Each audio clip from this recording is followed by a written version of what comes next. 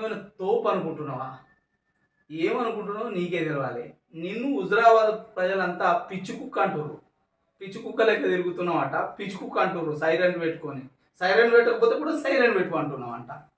నువ్వు గల్లీలలో ఏందిరా పోయి సైరన్ పెట్టువానుడు?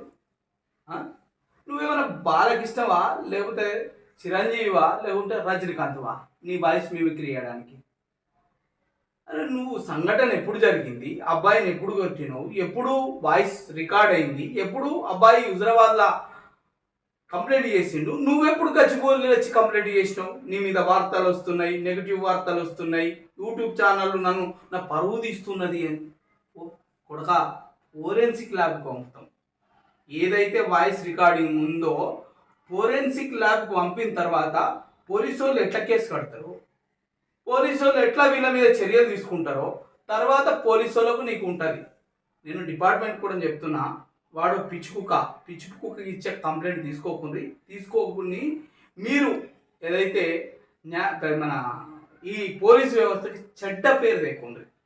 కాబట్టి ఆ ఎఫ్ఐఆర్ కట్టి పరువు తీసుకొని తెలంగాణ పోలీసు వాళ్ళు అంటే ఇంతో కొంతమంది మంచోళ్ళు ఉన్నారు, మంచి పేరు ఉన్నారు, పొడగొట్టుకోకుండా.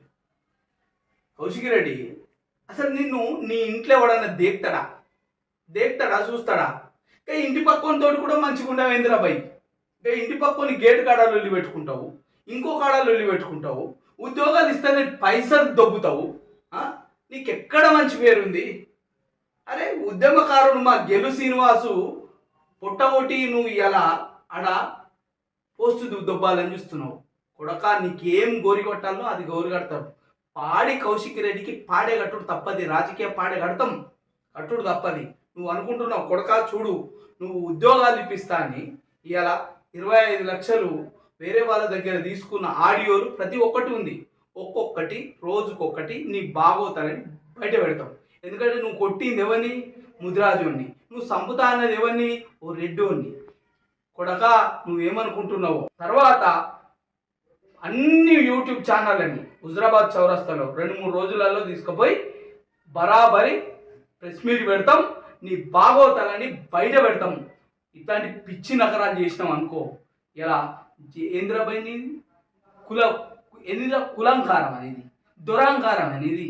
అరే దొరలు మంచోళ్ళు ఉన్నారు. మా సత్యంరెడ్డి సరసాని సత్యంరెడ్డి ఉండు, పేదోడి కోసం పడి సస్తాడు, పైసలు ఉన్నా లేకున్నా పనిచేస్తాడు. గట్ల బతకాలి దొర అంటే. నువ్వేంద్రాబాయి ఇట్లా చిల్లర లెక్క చేస్తున్నావు, చిల్లర కథలు చేస్తున్నావు. అయినా రాజకీయాలలో జర కొంత కేసీఆర్ కొద్దిలంతా బుర్రున్నోళ్ళని వాడుకో, లేకపోతే నీ పర్వంతా బజార్లో పెడుతుండ్రు. నువ్వు ఇప్పుడు కూడా ఏడా గచ్చిబౌలి పిఎస్లో కేసు పెట్టమన్నది కూడా కేసీఆర్ఏ అన్న విషయం ప్రజలందరికీ తెలుసు, ముఖ్యంగా ముదిరాజులందరికీ తెలుసు. ముదిరాజ్ అమ్మ పాలు తాగినావు, ఇలా ముదిరాజ్ అమ్మ రొమ్ము గుద్దుతున్నావు అన్న విషయం మాకు తెలుసు బిడ్డ. ఆ దొంగకు ఈ దొంగ ఇద్దరు దొంగలు తోడు దొంగలు. మీరు ఖచ్చితంగా శంకరగిరి మాన్యాలు దాటుడు తప్పది.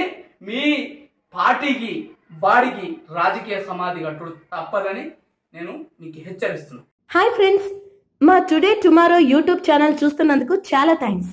మరిన్ని లేటెస్ట్ వీడియోస్ కోసం వెంటనే సబ్స్క్రైబ్ చేయండి. అలాగే ఈ బెల్ ని కూడా రింగ్ చేసేయండి. మా నోటిఫికేషన్స్ అన్ని మీ మొబైల్లో వస్తాయి.